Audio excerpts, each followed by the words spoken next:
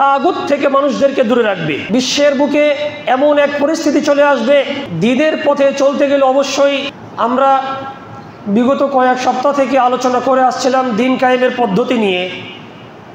আমরা দিন কায়েমের রূপরেখা বা দিন কায়েম বলতে কি বুঝি এই বিষয়ে দুটি পার্ট মাত্র আলোচনা করেছিলাম।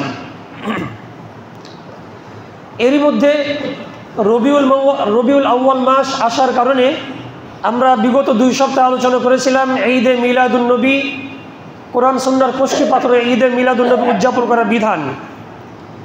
আমরা সে বিষয়ে মৌলিকভাবে আলোচনা শেষ করেছি। তাই বিগত আলোচনাগুলোর ধারাবাহিকতায় আজকের জুমার খুতবার সংক্ষিপ্ত আলোচনার আলোচ্য বিষয় নির্ধারণ করেছি দিন কায়েমের পথে অন্তরায়সমূহ, অর্থাৎ যে সমস্ত মুসলিমরা দিন কায়েমের স্বপ্ন লালন করে, অর্থাৎ ইসলামকে সকল মতাদর্শের উপরে দেখতে চাই এবং সকল জায়গায় ইসলামের শরিয়া আইন বাস্তবায়ন হোক এটা চাই। এই শরিয়া বাস্তবায়নের পথে যে সমস্ত অন্তরায় বা বাধাগুলো রয়েছে, আমরা সেই বাধা বা বিপত্তি অন্তরায়গুলো আমরা ইনশাআল্লাহ তাআলা দেখব। খুতবার শুরুতে আমি পবিত্র কালামুল্লাহ থেকে সূরা সফ আয়াত নম্বর 9 এই আয়াতটি তেলাওয়াত করেছি। এই আয়াতের সংক্ষিপ্ত সরল অনুবাদ করে আমরা ইনশাআল্লাহ তাআলা আলোচনায় প্রবেশ করব। মা তৌফিক ইল্লা বিল্লাহ, আলাইহি তাওয়াক্কালতু ওয়া ইলাইহি উনীব। আল্লাহ সুবহানাহু ওয়া তাআলা সূরা সফ এর 9 নম্বর আয়াতে তিনি বলছেন, হুয়াল্লাযী আরসালা রাসূলাহু বিল হুদা ওয়া দীনিল হক। তিনি সেই সত্তা মহান রব যিনি তার রাসূলকে প্রেরণ করেছেন সত্য দ্বীন সহ। লিউযহিরাহু আলাদ দীনি কুল্লি, মহান উদ্দেশ্যকে কেন্দ্র করে তার নবীকে প্রেরণ করেছেন। উদ্দেশ্য হচ্ছে একটাই, লিউযহিরাহু আলাদ দীনি কুল্লি, যাতে করে রাসূল সাল্লাল্লাহু আলাইহি ওয়াসাল্লাম পৃথিবীর জমিনে যত বাতিল মতদর্শ রয়েছে, যত ইজম রয়েছে, যত কুফরি সংস্কৃতি রয়েছে, যত ইসলাম ব্যতীত যত পৃথিবীর জমিনে ধর্ম রয়েছে, আদর্শ রয়েছে, সকল ধর্ম সকল আদর্শ মতদর্শকে নিচে নামিয়ে কেবলমাত্র আল্লাহ সুবহানাহু ওয়া তাআলার মনোনীত দিন তথা ইসলামকে যাতে করে সকল ধর্মের উপর স্থান দেওয়া যায়, সকল মতদর্শের উপরে স্থান দেওয়া যায়, সকল কুফরি ইজমকে ধ্বংস করে একমাত্র ইসলামকে সারা বিশ্বব্যাপী প্রতিষ্ঠিত করা যায়। এই জন্য আমি আল্লাহ সুবহানাহু ওয়া তাআলা রাসূলকে দুনিয়ার জমিনে আমি প্রেরণ করেছি। সূরা সফ আয়াত নম্বর 9।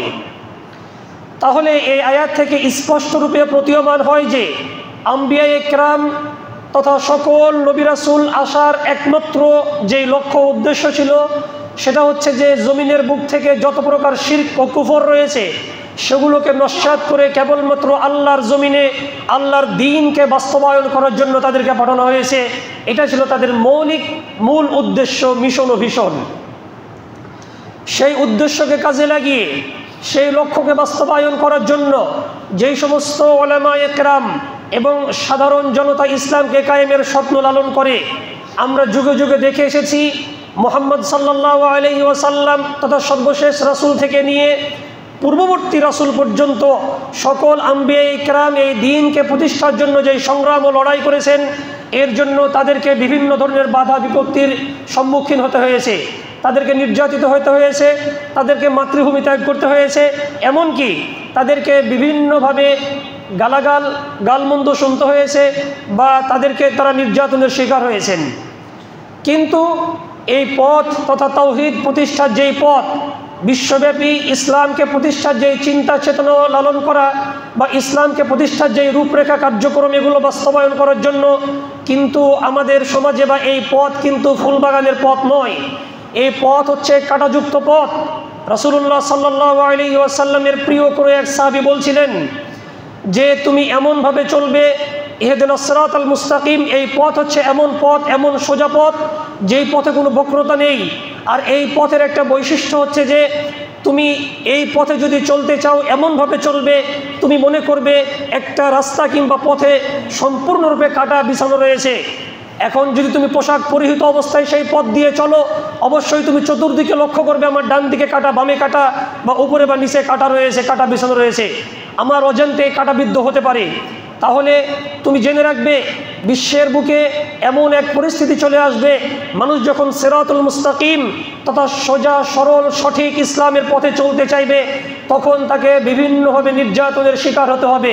হয়তোবা উপর থেকে নিচ থেকে ডান বাম বিভিন্ন দিক থেকে একজন ব্যক্তি যারা ইসলামের পথে চলতে চাই, সিরাতুল মুস্তাকিমের পথে চলতে চাই, এদেরকে বিভিন্নভাবে কাটাবিদ্ধ হতে হবে বা কাটাবিদ্ধের শিকার হবে। এই জন্য আমরা দেখে এসেছি রাসূল করিম সাল্লাল্লাহু আলাইহি ওয়াসাল্লাম থেকে সকল আম্বিয়া ইকরাম এই নির্যাতনের শিকার হয়েছিলেন। যেটা বলছিলাম প্রিয় হাজিরিন, যে আম্বিয়া ইকরাম আসার আগমন, এমনকি রাসূলুল্লাহ সাল্লাল্লাহু আলাইহি ওয়াসাল্লাম থেকে সকল আম্বিয়া ইকরাম, এমনকি আপামর সকল মুসলিম জনতা, সকল মানুষ, আল্লাহ সুবহানাহু ওয়া তাআলা তাদেরকে পাঠিয়েছেন একটা উদ্দেশ্যকে কেন্দ্র করে, সেটা হচ্ছে আল্লাহ সুবহানাহু ওয়া তাআলা তাওহীদ তথা দ্বীনকে বাস্তবায়ন করা।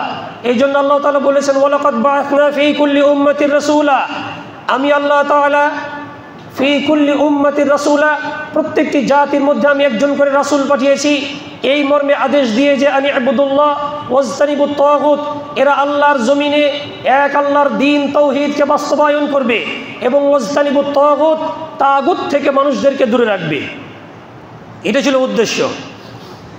তো যাই হোক, আমরা এবার ধারাবাহিকভাবে দেখব যে দ্বীনের পথে চলতে গেলে কি কি বাধাগুলো আসতে পারে আমাদের সামনে। সূরা আল ফুরকান আয়াত নম্বর 31, আল্লাহ সুবহানাহু ওয়া তাআলা বলেছেন যে দ্বীনের পথে চলতে গেলে অবশ্যই প্রথমত আমাদেরকে বিভিন্ন গালমন্দ শুনতে হয়, বিভিন্ন হাসি তামাশার পাত্র হতে হয় যারা দ্বীনের পথে চলতে চাই। এই জন্য তিনি বলছেন সূরা ফুরকানের 31 নম্বর আয়াতে, ওয়াকাযালিকা জাআলনা লিকুল্লি নাবিয়্যিন আদুওয়া মিনাল মুজরিমিন, এমনইভাবে আমি প্রত্যেকটি রাসূলের সময়, প্রত্যেকটি রাসূলের দাওয়ার সময় বা তাদের অবস্থার সময়ে আমি আদুওয়া মিনাল মুজরিমিন, তাদের বিরোধী গোষ্ঠী তথা এক একজন বিরুদ্ধবাদী তারা দাঁড়িয়ে গিয়েছিল, এমনটা হয়। অর্থাৎ নবী করিম সাল্লাল্লাহু আলাইহি ওয়াসাল্লাম সহ পৃথিবীর জমিনে যত আম্বিয়া ইকরামের আগমন ঘটেছে, সকল সময়ে বিরুদ্ধবাদী একটা গোষ্ঠী দাঁড়িয়ে গিয়েছিল আম্বিয়া ইকরামের বিরুদ্ধে। আল্লাহ তাআলা বলছেন, মুহাম্মদ সাল্লাল্লাহু আলাইহি ওয়াসাল্লাম সহ সকলকে উদ্দেশ্য করে বলছেন, এমনকি আমাদেরকে উদ্দেশ্য করে তিনি বলছেন, তোমরা যদি দ্বীনের পথে চলতে চাও, তোমাদের যারা বিরুদ্ধবাদী রয়েছে, যারা বাম রয়েছে বা যারা বামপন্থী নাস্তিক বা সেকুলার রয়েছে, যারা ইসলাম বিদ্বেষী রয়েছে, যারা লিবারেল বা কমিউনিজম বিশ্বাসী যারা রয়েছে, বা যত প্রকার কুফরি মতদর্শর ব্যক্তি রয়েছে, এরা তোমাদেরকে বিভিন্নভাবে গালমন্দ করবে, তোমাদের প্রতি হিংসা বিদ্বেষ ছুড়ে দেবে, কিন্তু তোমরা সেই পথ থেকে কখনো বিচ্যুত হবে না। তিনি বলছেন, ওয়াকাফা বিরাব্বিকা হাদিয়া ওয়া নাসীরা, অবশ্যই তোমার রব তোমার জন্য হচ্ছে উত্তম পথ প্রদর্শক এবং তিনি উত্তম সাহায্যকারী। এই জন্য এই পথ থেকে আমাদের বিচ্যুত হলে হবে না। একইভাবে সূরা আনআম আয়াত নম্বর 112 আল্লাহ তাআলা বলছেন, ওয়াকাযালিকা জাআলনা লিকুল্লি নাবিয়্যিন আদুওয়ান শায়াতিনাল ইনসি ওয়াল জিন্নি ইউহি বা'দুহুম ইলা বা'দিন যুখরুফাল কওলি গুরুরা, আমি প্রত্যেকটি রাসূলের সময় এক একটি বিরুদ্ধবাদী গোষ্ঠীকে প্রেরণ করেছি, যাদের উদ্দেশ্যই ছিল আম্বিয়া ইকরামের বিরোধিতা করা, দ্বীনের বিরোধিতা করা। এই জন্য তিনি বলছেন, এই বিরুদ্ধবাদী গোষ্ঠী ছিল শয়তানদের মধ্যে একটি গোষ্ঠী, মানুষদের মধ্যে একটি গোষ্ঠী ছিল। এদের একমাত্র কাজ ছিল ইউহি বা'দুহুম ইলা বা'দ, এরা একে অপরে উস্কে দিবে দ্বীনের বিরুদ্ধে, ইসলামের বিরুদ্ধে। ইসলামের যখন কোনো বিধিবিধান উপস্থাপন করা হবে, দ্বীনের কোনো বিষয় যখন কথাবার্তা বলা হবে, কুফর নিয়ে কোনো কথাবার্তা বলা হবে, শিরকের বিরুদ্ধে উচ্চারণ করা হবে, এমনকি আধুনিক যত মতবাদ রয়েছে এগুলোর বিরুদ্ধে যখন কথা বলা হবে, তখন এই শয়তানের গোষ্ঠী এবং মানবরূপী এক প্রকার শয়তান রয়েছে, এরা একে অপরে উস্কে দেয় ওই তাওহীদবাদীদের বিরুদ্ধে। নবীওয়ালা কাজ যারা করে, যারা দ্বীনের পথে দ্বীনকে প্রতিষ্ঠার আঞ্জাম দেয়, এদের বিরুদ্ধে উস্কানি দিতে শুরু করে সামাজিকভাবে কিংবা রাষ্ট্রীয় ও আন্তর্জাতিকভাবে। প্রিয় হাজিরিন, এই জন্য এই পথ অত্যন্ত কণ্টাকাকীর্ণ পথ। এই পথে থাকতে হলে অবশ্যই মহান ধৈর্যের আমাদেরকে পরিচয় দিতে হবে। এইভাবেই আল্লাহ তাআলা সূরা আস-সাফফাতের আয়াত নম্বর 36 তিনি বলছেন, ওয়ায়াকুলুনা আইন্না লাতারিকু আলিহাতিনা লিশাইরিন মাজনুন। মুহাম্মদ সাল্লাল্লাহু আলাইহি ওয়াসাল্লামকে মক্কার মুশরিকরা বলেছিল যে আইন্না লাতারিকু আলিহাতিনা, মুহাম্মদ সাল্লাল্লাহু আলাইহি ওয়াসাল্লামের এই দাওয়াত তথা এক আল্লাহর উলুহিয়্যাত, রুবুবিয়্যাত, আসমা ও সিফাত তথা আল্লাহর একত্ববাদের যেই দাওয়া, এই নতুন দাওয়াতকে পেয়ে গিয়ে আমরা মক্কার কাফির মুশরিকরা আমাদের পূর্বসূরি যেই বাপদাদারা যেই ধর্মকে পালন করে আসছিল, যেই মূর্তি পূজার অনুসরণ করে আসছিল, আমরা এই মুহাম্মদ সাল্লাল্লাহু আলাইহি ওয়াসাল্লামের দাওয়াতের কারণে আমরা আমাদের মূর্তি পূজকদেরকে ছেড়ে দিতে পারি না, আমরা আমাদের আদর্শচ্যুত হতে পারি না, আমরা আমাদের ধর্ম ত্যাগ করতে পারি না, বরং আমরা সেই ধর্মেই ফিরে যেতে চাই যেই ধর্মে ছিল আমাদের পিতৃপুরুষরা। আমরা সেই শিরক ও কুফরে নিমজ্জিত থাকতে চাই। এমনকি এই কথা বলার পরে মক্কার কাফিররা বলেছিল লিশাইরিন মাজনুন, যেই মুহাম্মদ তৌহিদের কথা বলছে, এই তৌহিদের কথা দিয়ে আমরা আমাদের আদর্শ থেকে বিচ্যুত হতে চাই না। এই মুহাম্মদ হচ্ছে লিশাইর ও মাজনুন, একজন হচ্ছে ভণ্ড কবি এবং পাগল, নাউজুবিল্লাহি মিন যালিক। সেই যুগে মক্কার কাফির মুশরিকরা রাসূলুল্লাহ সাল্লাল্লাহু আলাইহি ওয়াসাল্লাম যখন নবুয়ত পেলেন, নবুয়ত পাওয়ার পরে পর্যায়ক্রমে তিনি রিসালাত পেয়েছেন, তিনি নবী ও রাসূল একই সাথে।